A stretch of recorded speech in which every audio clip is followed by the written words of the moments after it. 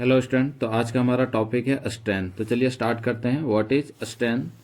तो देखिए, मान लीजिए स्टूडेंट हमारे पास एक स्प्रिंग है और ये जो स्प्रिंग है स्टूडेंट, इसका भी जो लेंथ है वो लेंथ कितना है, एल है। ठीक है, अब हम इस पर क्या करते हैं, डिफॉर्मिंग फोर्स लगाते हैं। It means F D.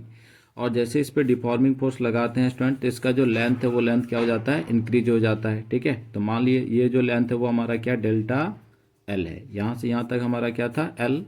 Change in length कितना आ गया, डेल्टा एल।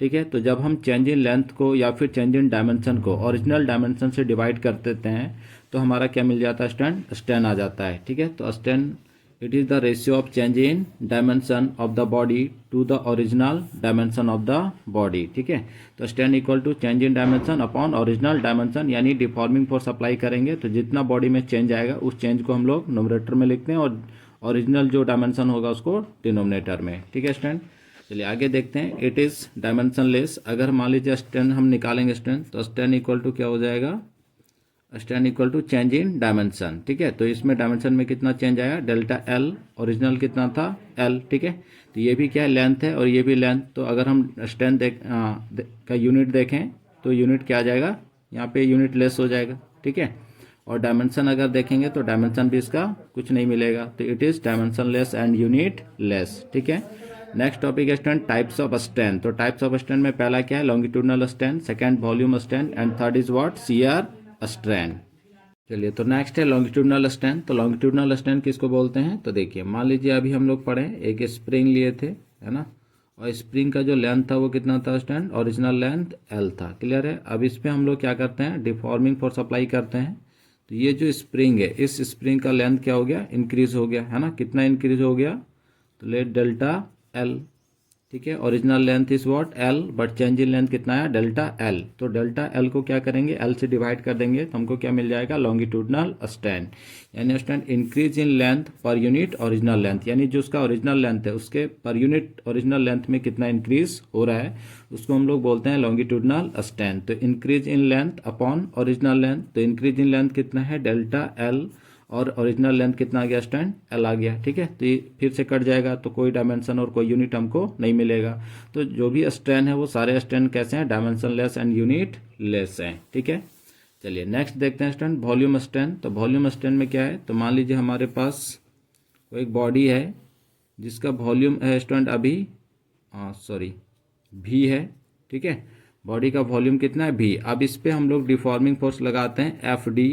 तो क्या होगा, इस जो बॉडी है इस बॉडी का वॉल्यूम डिक्रीज कर जाएगा। अब मान ले रहे हैं इसका वॉल्यूम कितना है, डेल्टा भी। ठीक है, तो इस डेल्टा भी जो है वो चेंज इन वॉल्यूम हो गया और भी इज व्हाट, ओरिजिनल वॉल्यूम। तो ओरिजिनल वॉल्यूम में कितना चेंज आया, है ना, पर यूनिट ओरिजिनल वॉल्यूम में जो भी चेंज आता है उसको हम लोग क्या बोलते हैं, वॉल्यूम स्ट्रेन। ठीक है, यानी change in volume upon original volume. तो चेंज इन वॉल्यूम कितना है, delta V, upon original volume कितना आ गया, भी आ गया।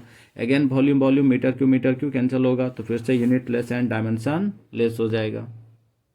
नेक्स्ट स्टूडेंट, शियर स्ट्रेन, है ना। तो शियर स्ट्रेन क्या है, तो हम लोग पढ़े थे शेयरिंग स्ट्रेस। तो शेयरिंग स्ट्रेस में क्या करते थे, एक बॉडी था उस पर हम लोग पैरेलल फोर्स अप्लाई करते थे। ठीक है, तो मान लीजिए हमारा ये बॉडी है और इसका जो बॉटम है वो बॉटम क्या है स्टूडेंट, फिक्स्ड है। ठीक, अब हम इस पर पैरेलल क्या करते हैं, फोर्स अप्लाई करते हैं या टेंजेंशियल। तो जैसे इस पर हम लोग डिफॉर्मिंग फोर्स अप्लाई करेंगे क्या होगा, इस बॉडी का शेप थोड़ा सा चेंज हो जाएगा, है ना।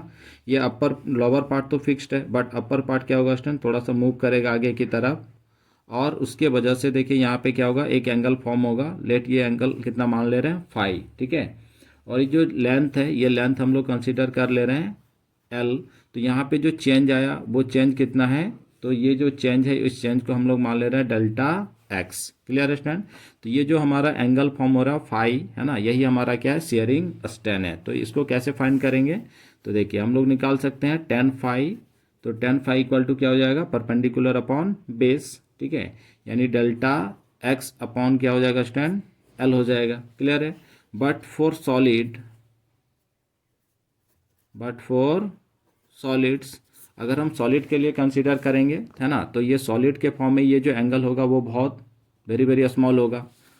तो देखिए for solid phi is very very small.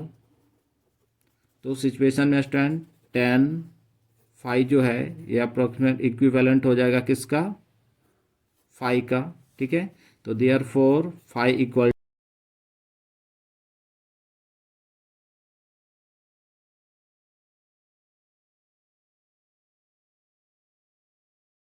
Next topic है स्टूडेंट इलास्टिक लिमिट, ठीक है। तो चलिए समझते हैं इलास्टिक लिमिट को।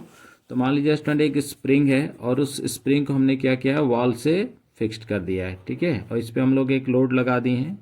अभी इसका लेंथ मान ले रहे हैं एल है, ठीक। अब इसको हम लोग क्या करते हैं स्टूडेंट, खींचना स्टार्ट करते हैं, है ना। तो जब इस पर डिफॉर्मिंग फोर्स लगाना स्टार्ट करेंगे तो धीरे धीरे इसका लेंथ क्या होगा, इंक्रीज होता चला जाएगा। और इंक्रीज होते होते एक समय आएगा जब हम उसको और ज़्यादा खींच देंगे तो वो जो स्प्रिंग है ये अपने ओरिजिनल पोजीशन को रिगेन नहीं करेगा। जैसे मान लीजिए स्टूडेंट इसको खींच के ए से हम लोग पॉइंट बी तक लाके छोड़ देते हैं तो ये जो स्प्रिंग है वो अपने ओरिजिनल पोजीशन को क्या कर रहा है, रिगेन कर ले रहा है। सी पॉइंट तक खींच के लाएं और छोड़ें तो वो अगेन अपने ओरिजिनल पोजीशन को क्या किया, रिगेन कर लिया। बट जैसे ही हम सी से उसको आगे और खींच देते हैं तो ये जो स्प्रिंग है वो अपने ओरिजिनल पोजीशन को रिगेन नहीं कर पाता है।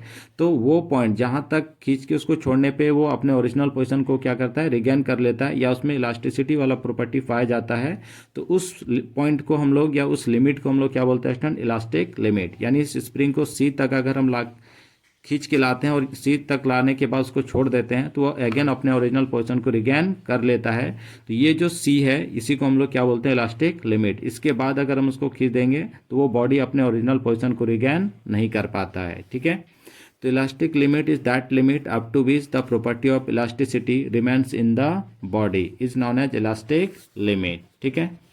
चलिए नेक्स्ट है student Hooke's law. Hooke's law में क्या है, तो within elastic limit stress is directly proportional to strain. यानी कहने का मतलब स्टूडेंट कोई भी मटेरियल है उसमें हम जितना ज़्यादा फोर्स लगाएंगे उसी के अकॉर्डिंग क्या होगा, उसमें चेंज आएगा, ठीक है। तो यहाँ पे क्या हो जाता है, that is stress directly proportional हो जाएगा स्ट्रेन का। जितना ज़्यादा फोर्स लगेगा उतना ही ज़्यादा बॉडी में क्या होगा, चेंज आएगा। तो दोनों क्या है, डायरेक्टली प्रोपोर्शनल होगा। कम फोर्स लगाएंगे तो कम चेंज आएगा, ज़्यादा फोर्स लगाएंगे तो ज़्यादा चेंज आएगा, ठीक है। तो यहाँ पे प्रोपोर्शनलिटी का साइन को हटाते हैं तो क्या हो जाएगा, स्ट्रेस इक्वल टू एक कांस्टेंट आएगा। उस कांस्टेंट को स्टूडेंट डिनोट करते हैं हम लोग ई से, है ना, E into strain, where E equal to constant and is called coefficient